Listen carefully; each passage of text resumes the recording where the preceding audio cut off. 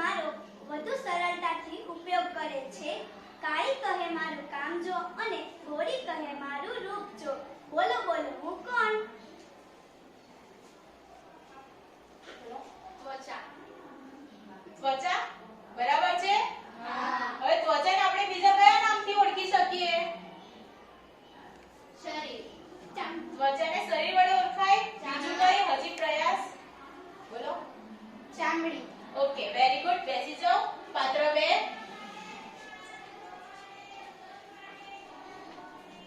મારા કાર્ય છે 2, વાદ અને સ્વાદ. જો બંને કાર્ય સારી રીતે કરવામાં આવે તો માણસના જીવનમાં નિરોગીતા અને શાંતિ રહે છે.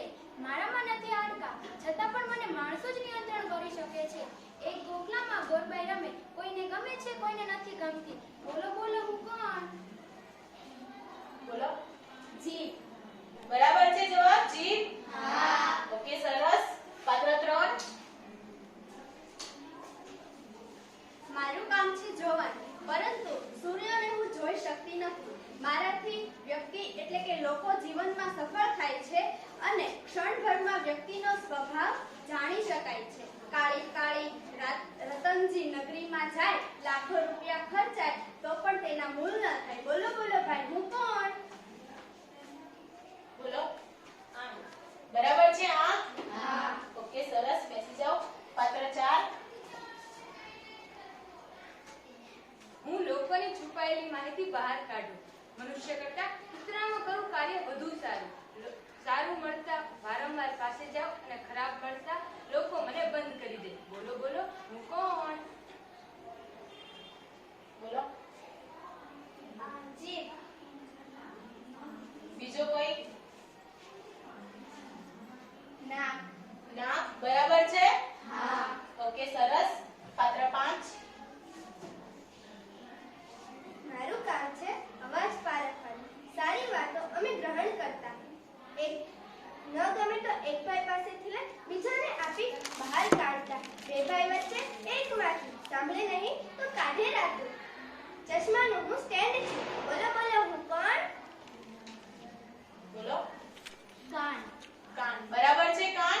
હા. ઓકે બેસી જાઓ. વિદ્યાર્થી મિત્રો આજે આપણે કાન વિશે અભ્યાસ કરીશું.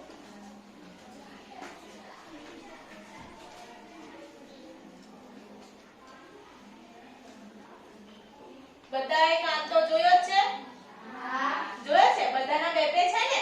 હા. તો જો તમને ખાલી કાન આટલો જ દેખાય છે? હા. આટલો જ દેખાય છે ને તમને કાન? પણ એ કાનની અંદર પણ ઘણી બધી આપણી રચના હોય છે. તે આજે આપણે રચનામાં કયા કયા ભાગો હોય છે તે આપણે આજે જોવાનું છે. બરાબર? ચાલો. તો પહેલા તમને બધાને ખબર છે કે કાન તો એ સાંભળવાનું કાર્ય કરે છે. તો સાંભળવાનું કાર્ય કરે છે તો એને આપણે શ્રવણ કરી શકીએ. સાંભળવાનું કહીએ તો આપણે એને શ્રવણ કરે છે એવું કરી શકીએ. ઓકે તો આપણે એને લખી શકીએ કે તે શ્રવણ સંતુલનનું અંગ છે. કહી શકીએ એટલે કે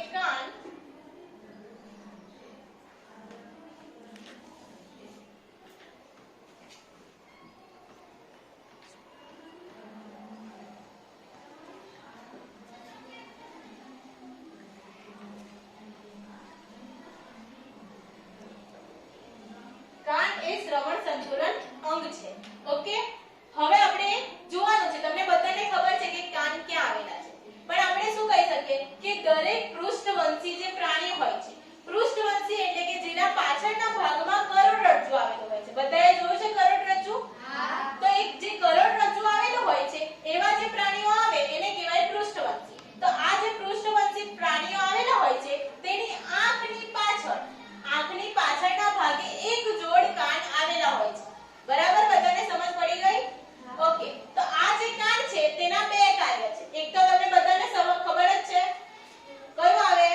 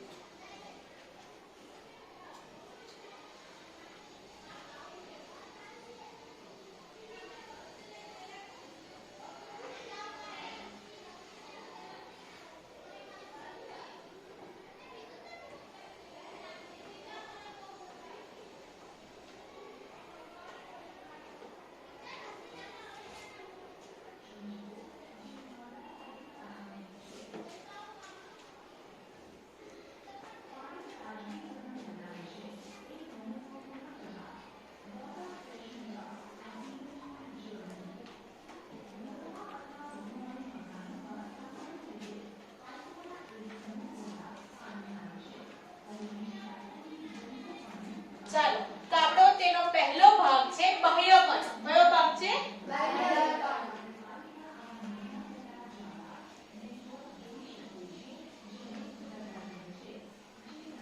તેનો બીજો ભાગ છે મધ્યકર્ણ.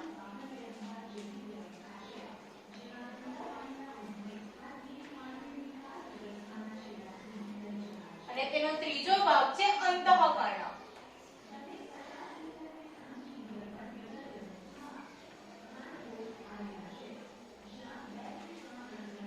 ચાલો તો હવે આ દરેક ભાગને આપણે તેની રચનામાં જોઈએ. દરેકને દેખાય છે? હા.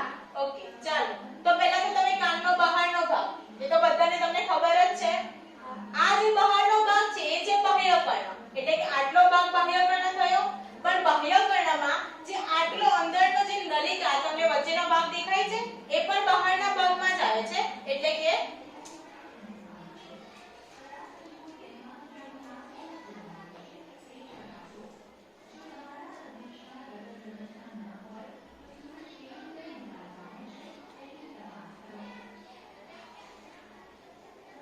અહીંયા સુધીનો જે ભાગ છે એ તમારો કયો કહેવાય? બાહ્યકર્ણ કહેવાય. બાહ્યકર્ણમાં બધાને સમજ પડી ગઈ કેટલો ભાગ કહેવાય? ઓકે ચાલો હવે આપણે જોવાનું છે મધ્યકર્ણ, એટલે કે આ અહીંયા ભાગ જે આપણો બાહ્યકર્ણ પૂરો થાય છે તેના બાજુનો ભાગ છે, એટલે કે આ બાજુનો ભાગ જે દેખાય છે એ તમારો કયો ભાગ કહેવાય? મધ્યકર્ણ. કયો ભાગ કહેવાય? મધ્યકર્ણ. એટલે કે મધ્યકર્ણ અહીંયાથી લઈને આ જે નલિકા બહાર જાય છે એ પણ કયા ભાગમાં આવે? મધ્યકર્ણમાં. અને આ જે ઉપરનો ભાગ છે દેખાય છે રાઉન્ડ વાળો ભાગ? હા. એ ભાગ છે તમારો અંતઃકર્ણ. તો કાનના ત્રણ ભાગો વિશે દરેકને સમજ પડી ગઈ? હા. ઓકે તો હવે આપણે વારાફરતી કાનના ત્રણે ત્રણ ભાગો બાહ્યકર્ણ, મધ્યકર્ણ અને અંતઃકર્ણ એ વિશે માહિતી મેળવીશું. બરાબર? ઓકે ચાલો પહેલા આપણે લઈએ છીએ બાહ્યકર્ણ. તો આપણે અહીંયા જોયું કે બાહ્યકર્ણ, તો આ બધાને બાહ્યકર્ણ દેખાય છે. તો આ જે આપણને કાનનો બહારનો ભાગ જે દેખાય છે એને કહેવાય કર્ણપલ્લવ. શું કહેવાય? કર્ણપલ્લવ કહેવાય. બરાબર? આ જે બાહ્યકર્ણનો ભાગ છે તે આપણા સસ્તન પ્રાણીઓમાં સુવિકસિત હોય છે. હવે સસ્તન પ્રાણીઓ કોને કહેવાય? સસ્તન પ્રાણીઓ કોને કહેવાય ખબર છે? સસ્તન પ્રાણીઓ એવા પ્રાણીઓ કહેવાય જે બચ્ચાને જન્મ આપે. જે બચ્ચાને જન્મ આપતા હોય એને કેવા પ્રાણીઓ કહેવાય? સસ્તન પ્રાણીઓ. બરાબર? તો આ ભાગને કહેવાય કર્ણપલ્લવ. બરાબર? પછી આપણે જોયું કે આ ભાગમાં બીજો ભાગ છે જે કર્ણપલ્લવ આગળ વધીને જે ભાગ બનાવે છે કયો છે? કર્ણનલિકા. શું છે? કર્ણનલિકા. એટલે કે આપણા બાહ્યકર્ણના બે ભાગ થયા. કયા કયા બે ભાગ થયા? બાહ્યકર્ણમાં કર્ણપલ્લવ અને કર્ણનલિકા.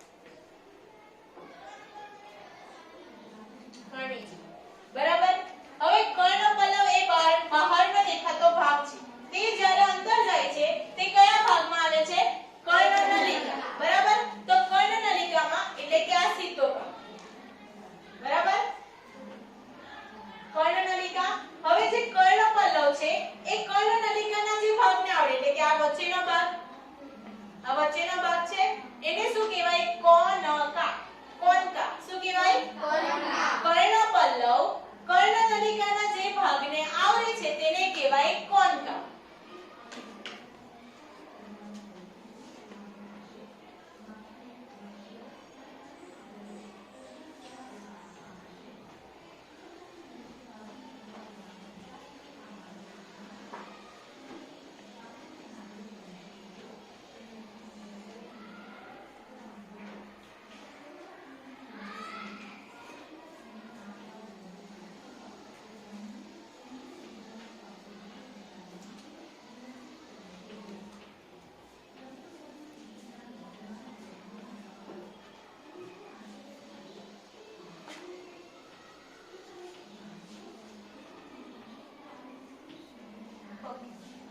તમે બાહ્ય કર્ણમાં એવું સમજી શકો કે જે બહારનો આપણો જે ભાગ દેખાય એ જ કહેવાય બાહ્ય કર્ણ.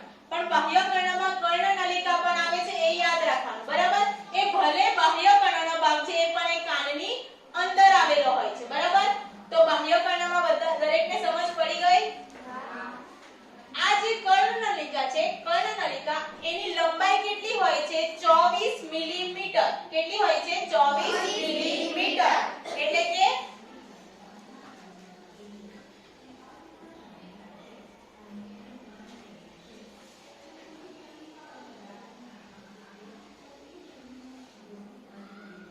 બરાબર, આ જે વચ્ચેનો ભાગ હોય છે એ આખો 24 મિલીમીટરનો હોય છે. મિલીમીટર બધાને શોધતા આવડે ને?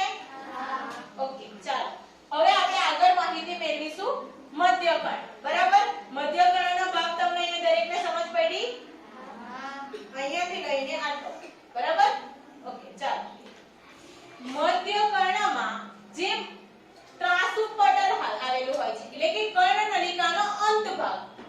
કર્ણનલિકા એ બાહ્ય કર્ણનો ભાગ છે, એટલે કે અહીંયા આટલું, એટલે કર્ણનલિકા અહીંયા પૂરી થઈ જાય, બરાબર? તેની પાસે જે આ ત્રાંસુ પટલ આવેલું હોય છે, જે ખેંચાયેલું હોય છે, એને શું કહેવાય? કર્ણપટલ. બરાબર, તેને કહેવાય કર્ણપટલ. ઓકે,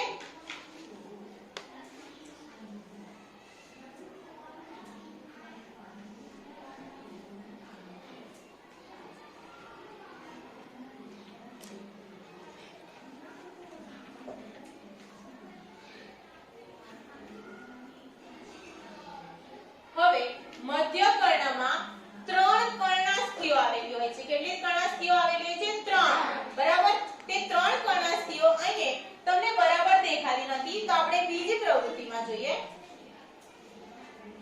હવે બધાને દેખાય? દેખાય બધાને? ઓકે, ચાલો. તો 3 કર્ણાસ્થિઓ આવેલી હોય છે. તો પહેલી જે આ તમને દેખાય છે આટલી હથોડી જેવો આકાર છે, તો એ તમારા હાડકાનું નામ છે હથોડી. બરાબર, બીજી જે આટલા ભાગમાં આવેલી છે, જે અહીંયા સુધી આવેલી હોય છે, એનું નામ છે એરણ. શું નામ છે? એરણ. એની સાથે નાનું જે હાડકું જોડાયેલું હોય છે, એનું નામ છે પેંગડું. પેંગડું. બરાબર, તો તમે જે આ જે હથોડી છે, એ તમારા મધ્યકર્ણનું સૌથી મોટું હાડકું છે. યાદ રાખજો, મધ્યકર્ણ.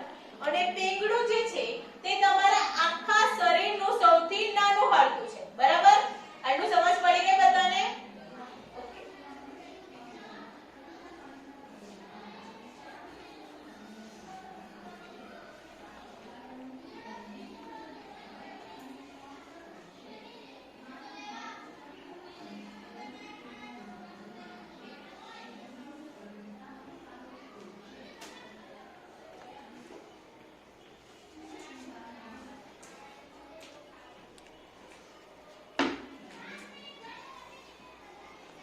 ઓકે, મધ્યકર્ણમાં દરેકને સમજ પડી ગઈ?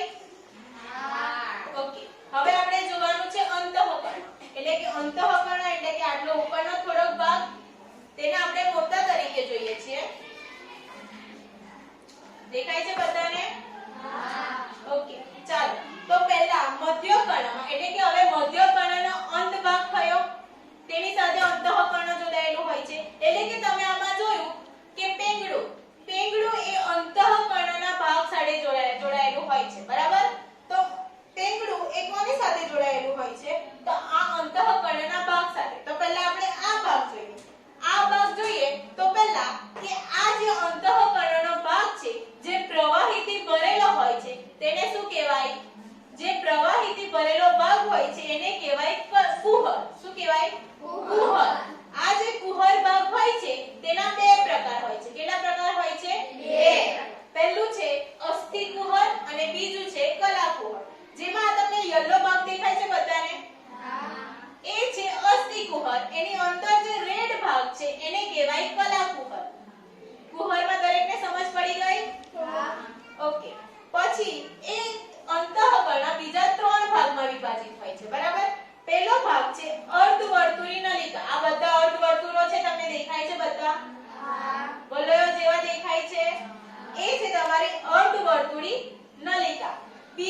ભાગ છે તમારો એ ભાગ જ્યાં ભેગો થાય છે ત્યાં ઉદરિકા જેવું છે ઉદરિકા એટલે કે બીજો ભાગ તમારો થયો ઉદરિકા અને સૌથી તમે જોયું કે કુહર એ કુહરને આખા ગૂંચળાને શું કહેવાય સંખિકા શું કહેવાય સંખિકા તો અંતઃકર્ણના દરેક ભાગ વિશે સમજ પડી ગઈ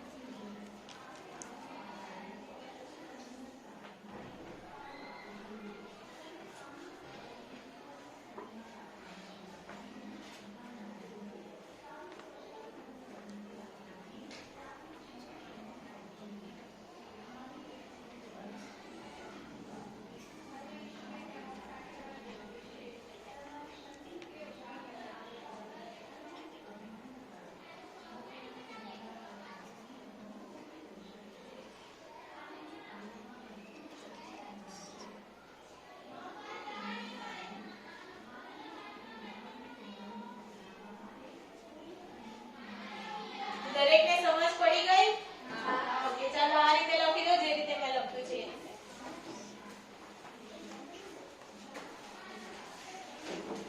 મેં જે રીતે લખ્યું છે ને ભાગ પાડીને એ રીતે જ દરેકે લખવાનું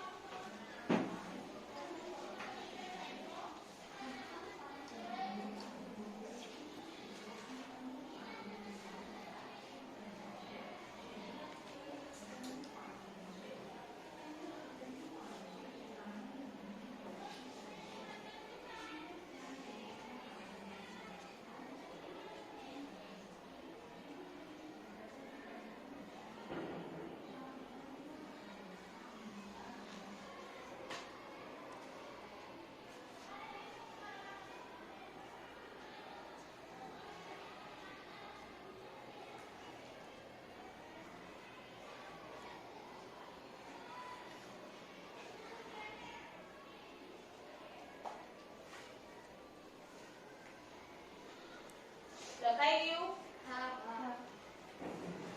કઈ નહીં લખી કાઢો બાકી છે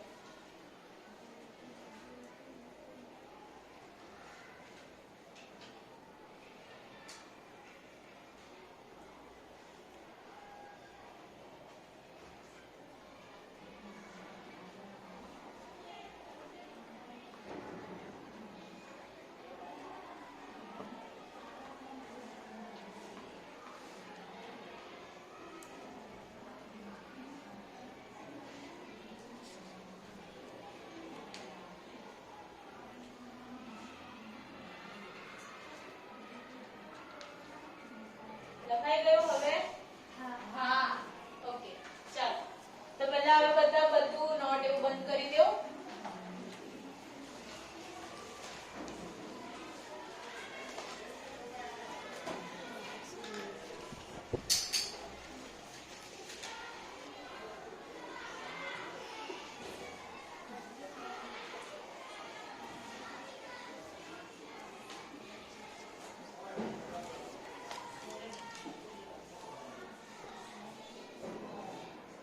ચાલો તો આજે જે ભણાવ્યું દરેકને સમજ પડી ગઈ હા તો હવે આપણે ચેક કરી લઈએ બધાને કેટલું આવડે છે હા ઓકે ચાલો તો પહેલા જે આપણે ચેક કરવાનું છે તો તમને બધા ભાગો ચેક તમને આવડે છે મેં કીધા બધા ભાગ હા તો દરેકને આવડે છે હા પૂછું પ્રશ્ન હા ઓકે ચાલો તો અહીંયા તમારે હું જ્યારે તમને નામ આપું કે તમારે આ અંક દર્શાવવાનું છે તો જેને આવડે તેને પહેલા હાથ ઉપર કરવાનું જેને કહું તેને તમારે અહીંયા નામ નિર્દેશન કરવા આવવાનું છે બરાબર સ્ટીકર લગાવવાનું છે મારી પાસે સ્ટીકર છે ઓકે ચાલો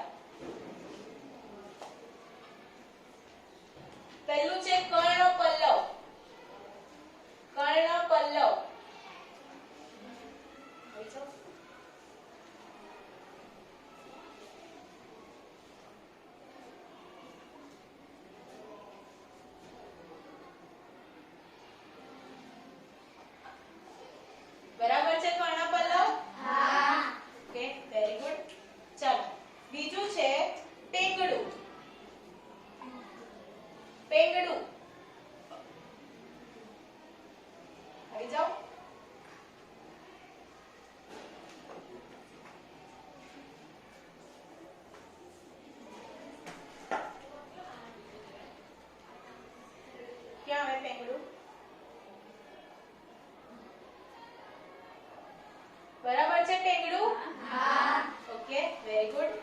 ચાલો ત્રીજું નામ છે કર્ણનલિકા.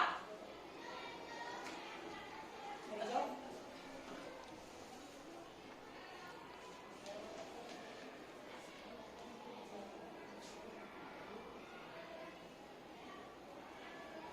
બરાબર છે? ઓકે. પછી છે સંખિકા. સંખિકા.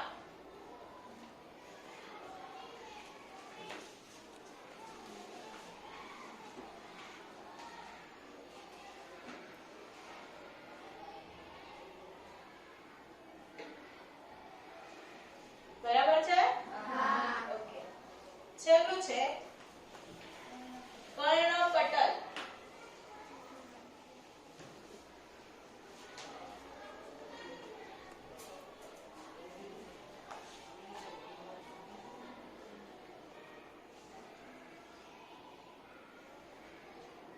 બરાબર છે? બરાબર.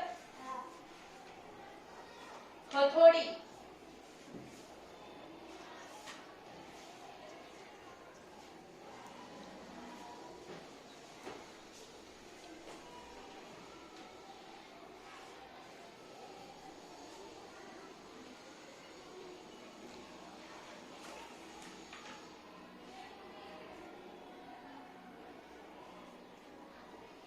બરાબર? ઓકે ચાલો. એટલે બધાને ખબર પડી ગઈ છે કયા અંક કયા છે. બરાબર? તો હવે આપણે તમારી મૂલ્યાંકન ક્યાં સુધી લઈએ? આવડે છે બધાને બધું? ઓકે ચાલો.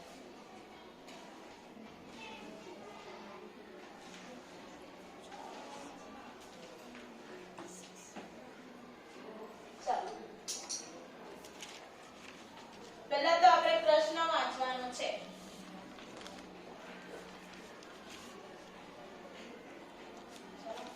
કર્ણપલ્લવનો નહીં, પહેલા પ્રશ્ન વાંચો.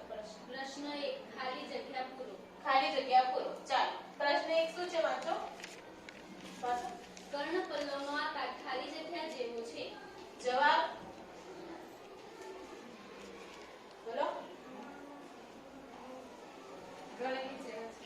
ગણી જેવો છે.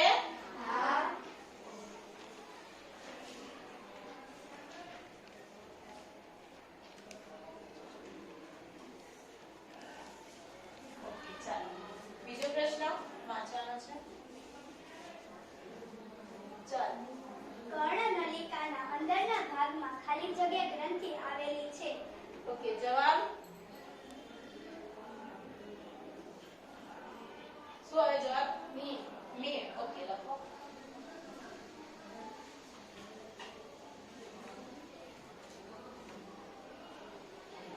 ઓકે બરાબર છે? સરસ. ચાલો ત્રીજો પ્રશ્ન વાંચો. મધ્ય કર્ણમાં ખાલી જગ્યા કર્ણ સ્થિતિઓ આવેલી છે. શું આવે જવાબ? બોલો. 3 કે લખી જાઓ.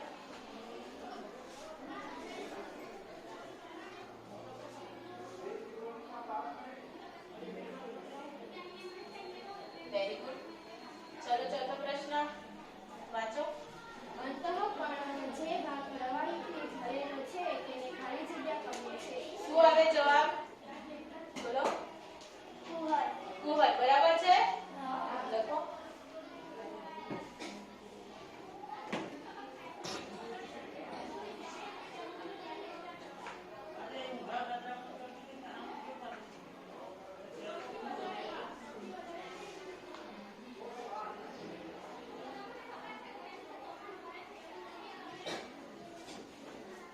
ચાલો પ્રશ્ન 2 ક્વેશ્ચન વાંચો. પ્રશ્ન 2 મને ઓકે પહેલો પ્રશ્ન વાંચો. હું શરીરનું સૌથી નાનું હાડકું છું. બેસી જાઓ. જવાબ શું આવે? બરાબર છે જવાબ? લખો.